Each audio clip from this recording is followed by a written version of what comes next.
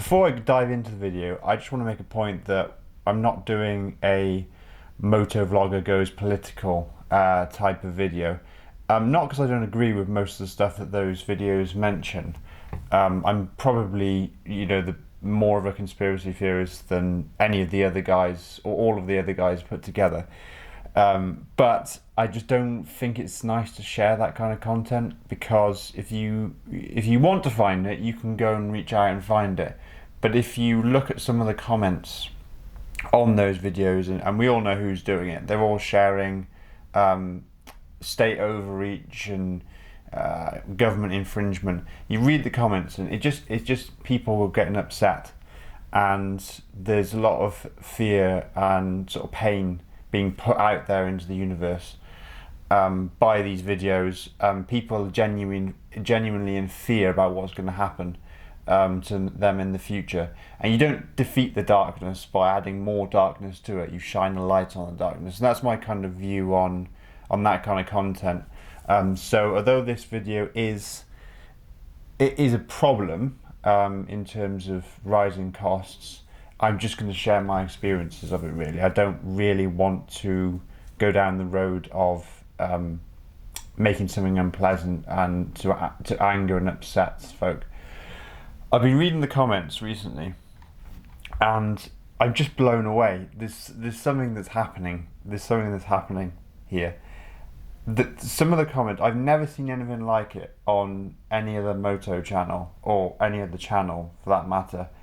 People are just really coming together, and everyone, you can just tell, is just a really kind, honest, mindful person. That's what this channel is. It's the mindful motorcyclist. People are sharing really honestly the stories of all sorts of things, and people write really long comments. I'm just reading them now, talking about huge journeys on the BSA. 6,000 miles one guy's done on a BSA Gold Star, but he hasn't publicised it. He's not done it for views. He's just done it because he can. And his bike was fine. It's amazing. Another guy is just writing that basically he's overcome an injury where they said he would never ride again. He'd be lucky if he walked again. This year, he's back on his Kawasaki ER6F, and he's done 1,000 miles already, 5 years after this accident and surgery that caused his back problem in the first place. It's really, really amazing. Yeah. And people are so supportive as well. I just can't get over it. It's not like one of those channels where people debate the points and argue back and forth with each other. I get hardly any bad comments. All of it is just really, really kind and thoughtful people, and they're coming together as a community. So it's amazing. So for that reason, we're not going down the route of political and kind of anger-inducing content. I'm just not doing it. It's just not a good idea. Right, so we've come out for a walk this morning. The video has come out a little bit disjointed because we're 9 hours ahead here. So I woke up at 3:45 local time, recorded a portion of the video, went back to sleep, got up again at 8 o'clock, went down for breakfast. It's now 8:30 and I've come out to finish what I was going to say, basically. So opposite the hotel, I actually discovered an amazing Buddhist temple, which was like an oasis of calm and stillness within the hustle and bustle of 15 million people marching off to work in Seoul. So that was pretty impressive. There was a 23-meter high Buddha just in the center, standing tall, in stillness, and people were coming to pay their respects. It was actually quite amazing. I'm going to go there tomorrow morning as well. So I've come out for a walk. I found this forested trail region, and it's 3.5 kilometers of up and down trails, just in a park basically in the middle of the city. It's a little bit chilly today, so I'm just going to zip this up, but it is very nice and sunny, so I can't complain. What we're going to talk about today is motorcycle servicing. So when I owned the Meteor 350 and now I own the BSA Gold Star, nothing irked people on the owners groups more than expensive dealer servicing. So I noticed people would write huge long posts with different replies saying how much their bike costs to service, and the guy with the highest number basically got the most annoyed, felt the most ripped off and deceived, and then obviously the guy with the lowest number felt like, you know, he'd come out on top. But servicing, generally speaking, is becoming more expensive. Now I will say, as a caveat, it's not actually dealer greed really causing expensive servicing. You know, lubricants have gone up, overheads have gone up, energy prices have gone up, rent has gone up, mortgage and financing costs have gone up, employee and staffing costs have gone up. So every single overhead the dealer has basically has gone up in price, and so some of that has to be passed on to the consumer, unfortunately. The other trend that seems to be happening is that the knowledge of servicing is now being brought and centralized within the dealer network and the importer. So you'll find this out if you ever go and try and access a service manual for your particular bike. You might actually get rejected for that manual. And I found this out with the Vogue. I tried to get a workshop manual so we could find out the valve clearances for my independent garage. It wasn't even me doing it. And the official line was that the bike is not allowed, you're not allowed to have the service manual because untrained persons performing work or maintenance on the motorcycle might injure themselves or damage the vehicle. The unofficial story, I think, is that they're centralizing that way of revenue collection within the dealer network, and it's becoming more and more hard to home service things. And all of this is a microcosm of wider society, isn't it, where kind of we're all earning more money than we've ever earned, but the money is being extracted from us. Our wealth is getting sucked out in the form of expensive financing, PCP deals, subscription services for everything, one single use items, kind of a throwaway society, or shorter product lifespans, so you have to replace everything over and over again. And so this servicing that's kind of less user friendly is just really a product of how society is moving in that direction. There's also a lot of pressure on owners not to service motorcycles themselves, especially where they're within the 2-year warranty period. So think of the great debate, really. If you do your own servicing, even using the branded parts from that manufacturer, you might end up getting your warranty rejected when or if something was to go wrong with your bike. Now, let's talk about specific brands, and my experience is with the lower price point motorcycles. So Royal Enfield, for example, I bought the Meteor 350 for £3,909 on release for the Supernova variant. The first service for me, I was quite lucky, it was £145, but some owners were saying that it's up to £280, even scraping £300 for a service on a single cylinder naked bike, which was crazy. That's also approaching sort of 5, 7, 8% of the bike's purchase price in order to service it. So it's quite a sting in that one. With the Vogue, interesting, the Vogue was a bit more expensive to buy. You're looking at 5,600, and the servicing was actually more expensive as well. That probably wasn't because of the dealer, it's just because of the time it takes to get to the components that need servicing on that style of motorcycle. And I'll talk a little bit about different types of bikes when it comes to the end section of how you reduce the servicing burden. Finally, we're talking about the BSA Gold Star, my most current bike. That vehicle is if you buy it new, it's 6,500 plus on the road, and then your servicing is going to be anywhere between, say, 120 to 300. And I'm quite lucky because my local dealer, Midwest Moto, has got a great value servicing. I think it's 120, 130 for a Gold Star service, which is decent. So for that bike, I think the servicing is not too bad. And in addition, with the Gold Star, there's actually quite a few pages in the manual. If you look there, it says DIY, and then it's got a certain operation. It gives you instructions how to do that operation yourself. With the cheaper brands that I just mentioned, it is a little bit more of a sting because the servicing cost is more proportionally of the bike's value as a percentage compared to, say, something that's very expensive to buy, and the dealer might charge you a little bit more to service, but it's less of a percentage of the overall bike's cost. So when someone's put £4,000 into a Meteor and the service costs 300 quid, that seems to sting people quite a bit, just because of the percentages. But how much does servicing actually cost? Well, it's not entirely a random thing. It can be a combination of the book time it takes for any particular service. So for example, a valve service or major service might take 4.5, 5 hours.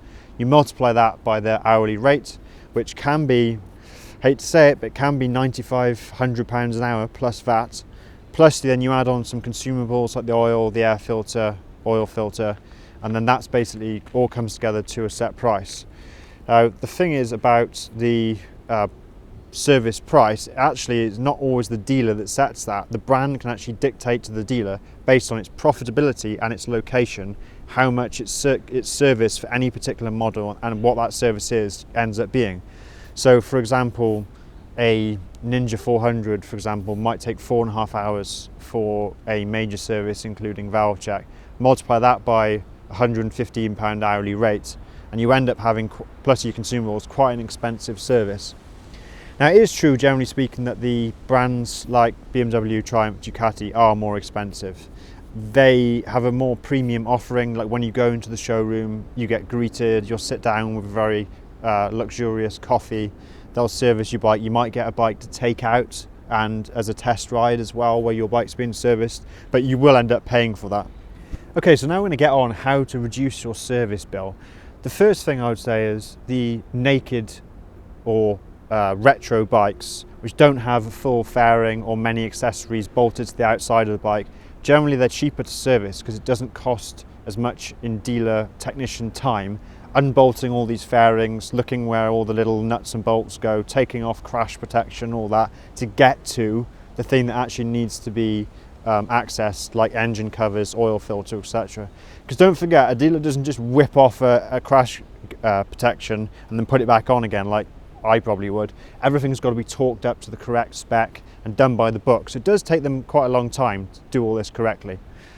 Similarly, we can say with engine configurations, the simple engines like the singles, the parallel twins, you've only got one spark plug, one set of piston rings, one injector, whatever it might be. When you start looking at inline 3s, inline 4s and even V4s, or in the case of BMW, a straight 6, crazy. That kind of engine is just going to cost more because everything is going to be multiplied by the number of cylinders. I've just mentioned a few very complicated bikes like that 6-cylinder BMW, but bikes with all this electronic stuff on them, the radar assisted cruise control, I would generally avoid that anyway. But when it comes to servicing and things going wrong on your bike, these are the kind of things that you just got to take into account, that's only been technology in existence for 2 or 3 years. If it ends up being that in 10 years time, with salt and ice and harsh conditions affecting that particular unit, component of the bike, who knows what's going to go wrong, what it's going to cost to fix. The more tech you have, the more to go wrong. I would generally stick to a simpler bike if it was me. But I realise that I'm actually in the minority, because if you read bikes, Bike Magazine, Ride Magazine, MCM, there is an interest and there's a requirement and desire out there in the marketplace for people to ride these big adventure bikes that basically do blind spot checking and radar. Everything is heated and this, that and the other. It's the way society's going. I think motorcycling is now becoming a more expensive and complex hobby. Obviously everything's financed. No one's walking into Ducati with 30 grand going boom, there you go. They don't actually accept cash anyway. You can't go in there with a briefcase of cash and buy a bike.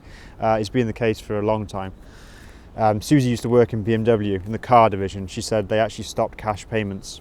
They prefer you to go on financing anyway because they make more money from financing. But as part of money laundering, you're not allowed to pay for stuff with cash even if you wanted to. Another tip is get the first service included with the purchase of the bike. So think of a sales guy. Well, I don't need to try that because I actually used to be one, so it's very easy for me. Whenever I was selling the software package, I knew that the installation or the configuration of said software didn't actually affect me. That was a technical solutions job. It didn't cost them anything apart from time. So if it was something the customer needed, I would agree to it at the point of sale to get the deal done, and then the installation would be performed how the customer wanted. And map that onto motorcycles. If you have a sales guy, he'll not be doing the service because he's not part of the service team, so he'll sell you the bike and just basically put that job onto the service person. And that'll actually save you quite a lot, because don't forget, it doesn't cost the dealer whatever it costs you in servicing. It's actually a fraction of the price in the consumables like the oil and the filters and etc. Okay, so now we're going to move on to the final point, probably the most controversial. It's the great do you service it yourself debate. We should probably make the caveat that if it's the warranty period, you're probably more likely to say yes, because most people are a little bit worried about what could go wrong in the first 2 years of a brand new bike. If it's without the warranty period, or you bought a second-hand bike, then more and more people are leaning towards servicing it themselves. I tend to fit in the, when you're doing a small service or an oil change, and don't forget you can do services in between the main service schedule. If you're going on a long ride to Croatia and back, change the oil and filter before you go, and when you get back, for example, it'll just help the bike, won't it? But I tend to do this very small, simple services like an oil change, inspections myself. Anything more complicated with the valves, bearings, sprockets, chains, I give over to a dealer. But I don't usually use the main dealers. I usually use a friendly independent garage who I know and trust, because the labour rates aren't £120 an hour. They're more like 80, 60. And if you're really good friends with them, then perhaps you can get a little bit of a discount on the labour rate as well. So that's also something you can look for. Okay, a couple of final points. If you are doing the maintenance yourself, you don't have to use the branded parts. With the oil, I mean, people will say use the recommended oil. As long as you use the right viscosity oil, I don't see any point in using very, very expensive oil, especially on a bike that isn't a MotoGP bike. You know, your average 500cc parallel twin that chugs about everywhere, it's not highly strung, it's not operating at 99%. You can get away with using regular old oil in that kind of bike. I've actually put car oil in a motorcycle, which people will shout and scream at. I ran that bike on car oil for 3,500 miles. Obviously a motorbike has a wet clutch. The clutch didn't slip, it didn't have any undue gear change or any weird symptoms. Everything worked as normal, and I used, as what everybody say, the wrong type of oil. Similar story with tyres. People have thrown away all these Seat tyres in the Royal Enfield community and putting Avons on there. It's a bike with 47 horsepower. You can just use those tyres until they're worn in and then swap to, I would say, a mid-range tyre. You don't even need premium tyres. On the track bike, of course, I used Continental Sport Attack 4, but that was a bike that was being used as basically a track weapon. On a road bike, there's no way I would use tyres that cost 200 quid for the rear tyre. I would use a mid-range tyre or kind of a basic tyre. You can also do preventative maintenance. Every time you take a bolt out of the bike, grease it, lubricate it, put it back in. Obviously, if it's something that needs Loctite, use that. Spray the bike with that corrosion inhibitor. Everything you can do, dry the electrics, make sure the bike doesn't go away wet. Everything you can do just to make the bike a little bit more looked after, then just do so, because that will actually save you in the long run when it comes to servicing and repair bills. Right, well, if you've listened to this video this far, I appreciate it. Thank you very much. I would actually like you to do something for me though. Could you write in the comments what bike you've got and what the first service cost you? That'd be really interesting to read, just to see. So for me, it was 145 with the Meteor, and the BSA actually got included for free as part of the sale, but the Vosges was 250. So if you've got a bike and you've got a good deal on the servicing, just jot it down in the comments. I'd just be interested to read it. All right, guys. Well, that's that. Thank you for listening, and I'll catch you in the next one. Appreciate it.